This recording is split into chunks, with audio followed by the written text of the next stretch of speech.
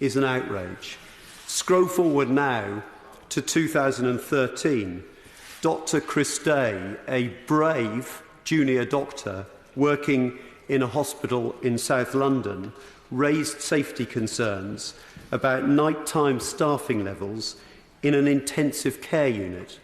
Now, it's in all of our interests that if there are concerns about the safety of any part of our health service, but perhaps particularly an intensive care unit, that brave people speak out.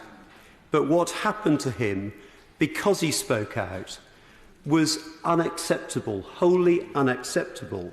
He suffered a very significant detriment. His whole career has been pushed off track. His young family have been massively affected by this.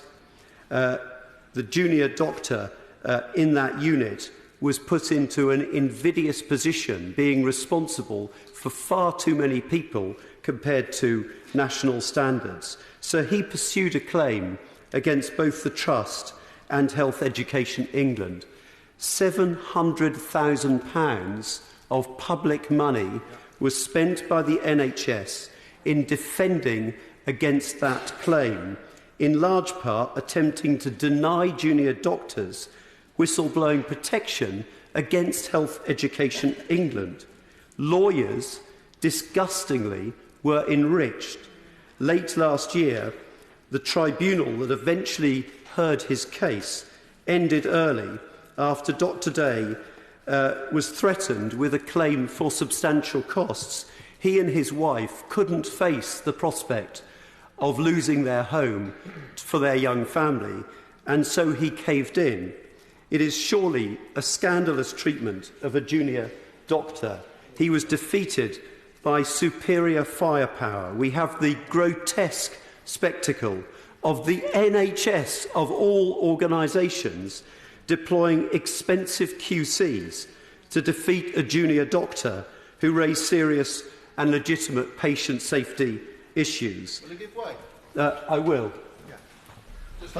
Thank the honourable member for giving way, and I pay tribute to the work he's done on the Dr. Chris Day case to really get the answers that I think we deserve about the way he has been treated. But I just want to ask him a little bit about the inequality of arms that many people, whistleblowers, face in tribunals. They've often lost their jobs by the time that they're at that point, and they really are, as you say, facing very difficult situations where highly paid QCs are really running rings around them, and actually it's often as a result of employers trying to find loopholes in the law to avoid liability.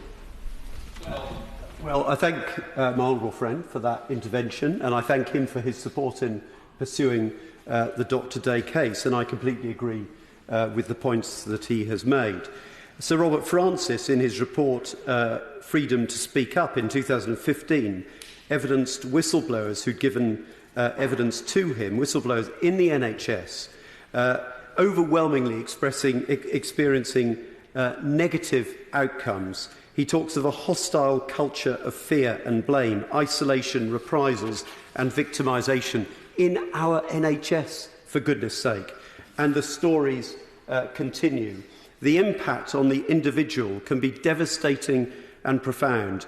Being ostracised, abused and disadvantaged in your career. Dire consequences for your mental health. One nurse who tried to expose wrongdoing said, and I quote, "I would never put myself in that position again.